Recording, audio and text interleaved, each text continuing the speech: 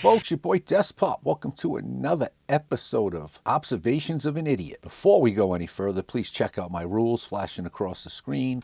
Follow and obey. I will give you a brief tutorial on this program. If you couldn't tell by the title, I'm an idiot. Therefore, nothing I say is up for debate. I don't care what you have to say. Don't argue with me. If you argue with an idiot, that makes you a psychopath. So suck it. Also like to remind everybody we're a week away from Christmas. I hope you're getting all your last minute things done, and I hope you have big plans. I hope you stay safe. Whether you have plans or you don't, do me a favor, make a phone call. Make a simple phone call. Just pick a few random people in your phone. Don't pick any douchebags that you know are going to bring you drama or trigger you, but call some people. There might be some people out there that are looking to hear from somebody, that need to hear from somebody, especially those of us that deal with PTSD and mental health issues. Make a phone call. But you know what? That message isn't simply for those that don't suffer. I'm also talking to you, the initiated, you that have been burdened with this fucking demon. You make some phone calls. Pick some random people, decent people. Make some phone calls. You call them. You know why? You're not the only one struggling. Just because they're the uninitiated as far as this stupid demon in our brain goes, everybody's got something going on. And I'm telling you, you're gonna feel good after you make that phone call. Don't make that phone call seeking help or guidance or even validation. You make that phone call purely out of selflessness, purely motivated by the person you're reaching out to. If you can imagine shackles and chains just wrapped around your soul, it's going to loosen them up. Might even break a few. The return on your soul, and by extension your mental health, will be extremely rewarding.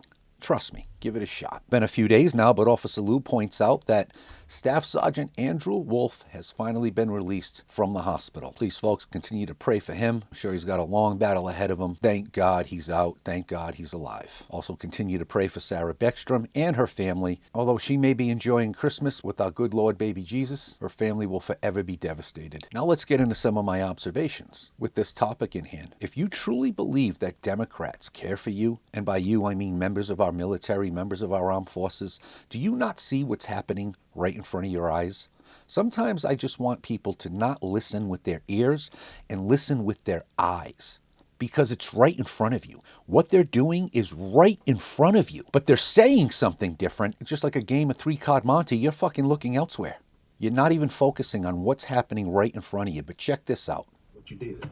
Madam Secretary, you and the gentleman from NCTC reference the unfortunate accident that occurred with the National Guardsman being killed. You think that was an unfortunate accident?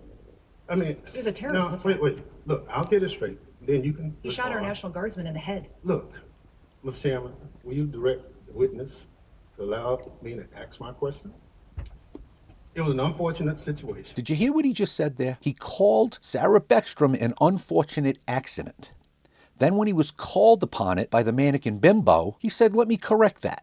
Unfortunate situation. So folks, as you get all up in arms by some vague post from our president that says seditious behavior, punishable by death. If you weren't caught up in the three-card Monte and you did a little research, you'd realize that sedition is not punishable by death. Not for those 6 vile DC politicians that put that video together. No, that carries a 20-year max. Sedition and treason are 2 different things. Sedition is only punishable by death when committed by a member of our military while acting in their official capacity. Then and only then is it punishable by death. Donald Trump wasn't talking to those retards. He was talking to you, the members of our armed forces, the members of our military. What do the Democrats not tell you? They don't tell you what his illegal orders are. They don't even tell you what his illegal orders may be in the future.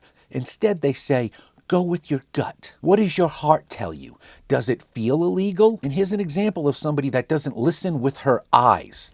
Well, let me start off by saying I'm speaking on behalf of myself and not the military, the DOJ, or the DOD.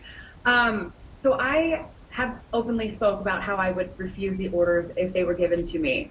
I am Mexican. You're Mexican? Why the fuck are you in the U.S. military? I don't get it. Why are you in the U.S. military? You just said you're Mexican. And I'm sure you're a U.S. citizen, but you just said you're Mexican. I wasn't even born here. You asked me my nationality, I'm American. 100% American. My blood might have a little bit of Spain and maybe some other places in it, but I'm an American. You just said I'm Mexican. What the fuck are you even doing here then? Get the fuck out. Actually, I take that back. don't. I want you to be the example. I want you to continue down this path. And then when the president is set to execute you where you stand, for sedition as an active member of the U.S. military, I want you to look around and see who's there to help you. Because Jason Voorhees here, he's not going to reach in to help you. He's not going to lend a hand to help you.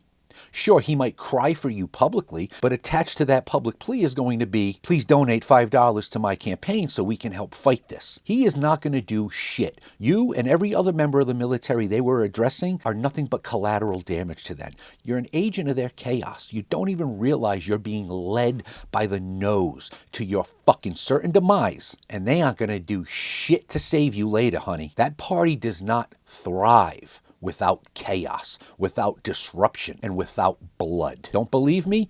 Who let their cities burn to the ground in the name of social justice for an entire year? Who says justice can't be attained until we let our constituents kill themselves in the street, burn their businesses and homes to the fucking ground? Right? There's only one side willing to sacrifice your life for a vote. Let me know how that works out for you. And Merry Christmas. Could have seen this coming from a mile away. Dan Bongino is leaving his position with the FBI in January. I knew he was leaving during this interview. I saw it in his face. I saw a defeated man. I saw a compromised man. And I don't mean compromised by way of them having dirt on him. His soul is compromised. He's seen things. He was told to shut the fuck up. And now he can't deal with it. A guy with an ego this big, right? An image he created of being the ultimate everyman, of being righteous, of having the slightest sense of dignity. And it's all fucking gone. So Dan, I'm a nobody. It doesn't matter. I might have 3 people watch this video total, but I'm telling you, as someone who prides themselves in shit talking, saying it like it is, who prides himself on being what you claim to have been, a real cop. 24 years on the job, from patrol to homicide and everything in between. I'm not telling you this to knock you. I'm telling you this because there's only one way to win people like me back. First and foremost, I didn't watch you a lot, but I listened to you every day. I couldn't watch you because I get these migraines, and part of the migraines are induced visually. I don't know what's wrong with your forearm to upper arm ratio. Like there's something wrong there. Why are your forearms so skinny and your upper arms are so jacked? You're like a reverse Popeye, where he had those massive tumors growing in his forearms, but his bis and tris were skin and bones. Like, something's going on there. Plus the hairline don't help. I'm just having fun here, but with all that said, I listen to you every day. I'd love to watch you again, but first and foremost, you're going to have to put on long sleeves and maybe a fucking baseball cap. But beyond that, day one, I'm not going to listen to your show. I'm not going to catch it. I'm sure there's going to be excerpts all over the internets. Day one, buddy, you got to come out and you got to blow it all the fuck up. You got to burn it to the ground. You have to be truthful. You have to announce yourself as a whistleblower, regardless of what may happen to you personally. The only way to win legitimate people back is you got to jump on that fucking grenade because you left us high and dry. You got to apologize for arresting Radio. Some people call him Urkel. And then you got to tell people everything. You got to tell people what you saw. You know, I truly believe that you shouldn't have to become a monster to defeat a monster, but yes, you might have to become your sworn enemy, Kyle Seraphin. You might have to just say, fuck the world, fuck my personal well-being, I'm telling the truth. Otherwise, whatever followers you maintain, even if you only maintain 50%, yes, you're still going to be a multi-gazillionaire. If that's all you're interested in, fine. Stick with these cultist Kool-Aid drinker morons. Zero critical thinking, hive-minded bullshit. I have a feeling that's not you.